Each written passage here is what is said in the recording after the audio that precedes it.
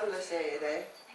Jeg takker dig, at du sendte din enbårne søn Jesus Kristus her til jorden. Jeg takker dig, at vi i dag kan fejre, at du kom til jorden. Jeg beder din fred og velsignelse over den her aften, og over hver enkelt af os i vores kære familie, i Jesu Kristi navn. Amen. Det skete i de dage, at kejser Augustus befalede, at der skulle afholdes folkeoptælling i hele verden. Derfor drog alle hjem til deres hjemby for at lade sig indskrive. Dette galt også Josef, som ville drage fra storbyen Nazareth til landsbyen Bethlehem, til Davids by, fordi Josef var af Davids slægt. Her ville han lade sig indskrive sammen med hans forlovede Maria, som ventede Guds søn. Josef sagde til Maria, min elskede, kejser Augustus har sagt, der skal være folkeoptælling. Vi skal drage afsted til Bethlehem, min fødeby, så vi kan lade os indskrive. Den højgravide Maria satte sig på taxaæslet, og så tog de afsted. De gik gennem den varme ørken, og da de endelig var kommet til Bethlehem var de jetlag og skulle finde et sted at sove. Josef sagde til Maria, vi skal bare finde et hotel, hvor vi kan sove. Hele byen var oplyst, og alle hoteller havde travlt. Josef og Maria gik fra det ene hotel efter det andet, men alle hoteller var fuldt booket. De kom til det mindste og sidste hotel i byen. Her bankede de på døren, og en middelaldrende mand åbnede døren. Josef sagde til manden, min gode herre, har de et værelse, som min forlovede og jeg kan sove i?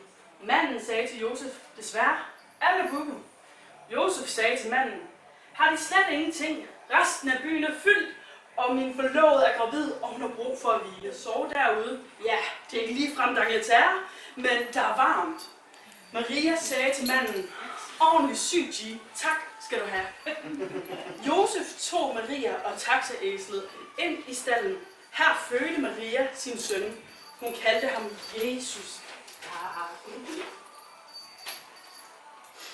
Jeg skal have forberedt det lidt meget.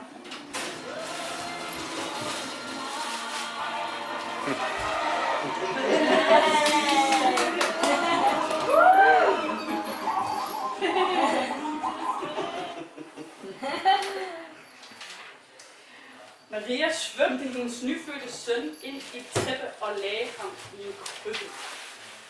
Men ude på en mark var der 5 gutter, som var på camping. De så et stort lysglimt. Gutterne var først bange, fordi de troede, at de ville blive bortført af en alien. Men det var en engel. Og englen sagde til de 3 gutter, frygt ikke. Se, jeg forkynder jer. Jeg er en stor glæde, som skal være for hele folket. I dag er der født jer en frelser i Davids by. Han er Kristus, Herren. Og dette er tegnet, I får. I skal finde et barn, som er svøbt og ligger i en krybbe. Gutterne pakkede deres telt og slukkede bålet, og så hoppede de på kamelskutterne. De fulgte den største stjerne på himlen, som ledte dem til Bethlehem. De kiggede ind på alle hoteller og værtshusene, men til allersidst fandt de Josef og Maria i stallen, bag det lille hotel. De så den nyfødte dreng svøbt i glæde liggende i en krybbe, og de vidste, at det var Kristus. De gav Jesus fødselsdagsgaver, og bagefter spiste de alle sammen mand. Det er grunden til, at vi fejrer jul. Vi mindes, at Jesus fødsel og de pinsler, han led for vores synder. I nutiden så pynter vi op med gran og julekugler, og vi bruger masser af penge på at købe gaver til hinanden, som vi pakker ind i meget fint papir.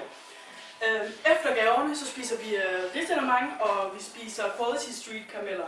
Alt det står ikke i Bibelen, men det er sådan, at vi fejrer det. Men julen handler ikke om, hvem der får den største gave, eller hvad vi spiser. Julen handler om, hvem vi er sammen med. Man skal bruge tiden sammen med sin familie og sin elskede. For julen handler om næstekærlighed. Vi spiser sammen med vores kære, og vi køber gaver til vores kære, og vi bruger en hel aften sammen med vores kære. Og der er ikke nogen, jeg hellere vil være sammen med til min jul, end jer, som sidder her. Yeah.